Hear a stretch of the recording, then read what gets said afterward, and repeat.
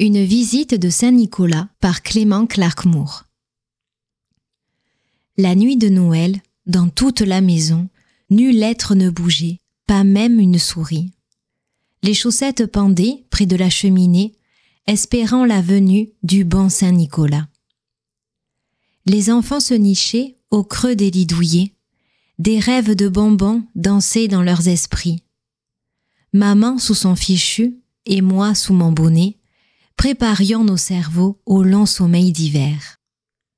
Quand de notre pelouse monta un tel fracas, que je sautai du lit voir ce qui se passait, volant à la fenêtre aussi prompte que l'éclair, repoussant les volets, relevant le châssis.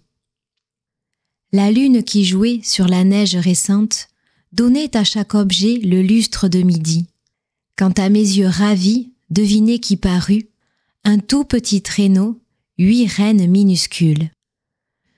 Un petit vieux gaillard les menait prestement, je reconnus Saint-Nic dès le premier moment. Plus rapide que l'aigle bondissaient ses coursiers, il sifflait et criait, interpellant chacun.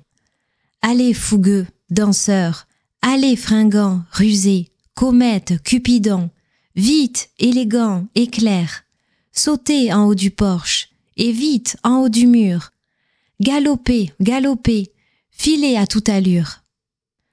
Comme les feuilles mortes que chasse l'ouragan, rencontrant un obstacle, remontent vers le ciel, en haut de la maison bondissaient les coursiers, leurs traîneaux pleins de jouets entraînant Nicolas.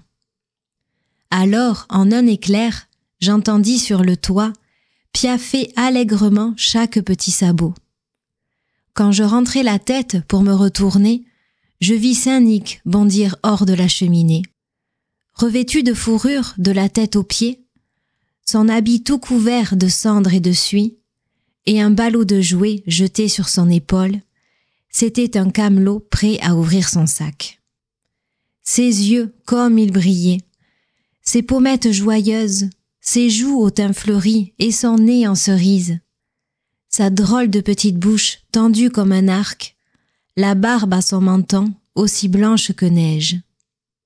Il tenait une pipe serrée entre ses lèvres, un cercle de fumée auréolait son front. Il avait large tête et petit ventre rond, qui tremblait à son rire comme un bol de gelée. Joufflu, dodu, tel un joyeux lutin, je ne pus m'empêcher de rire en le voyant. En un petit clin d'œil et un signe de tête, il m'assura bientôt que je ne craignais rien. Sans prononcer un mot, il se mit à la tâche et remplit tous les bas, puis se tourna soudain, un doigt le long du nez pour un petit salut, avant de remonter dedans la cheminée.